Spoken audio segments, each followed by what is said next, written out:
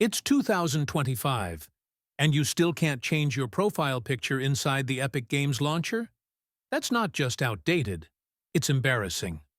While platforms like Steam, Discord, and even mobile game accounts let you customize your avatar in seconds, Epic still doesn't offer that simple feature in the launcher. You're stuck with the default image, unless you know the trick. You have to open a browser, log into epicgames.com, go into your account settings, and change it from there. No built-in tools, no launcher support, nothing. For a company that handles billion-dollar games like Fortnite, that's just lazy UX. Come on, Epic. It's time to catch up. And if you're tired of these small issues piling up, hit that like button and subscribe. Here at Beyond the Algorithm, we expose this stuff and help you work around it fast.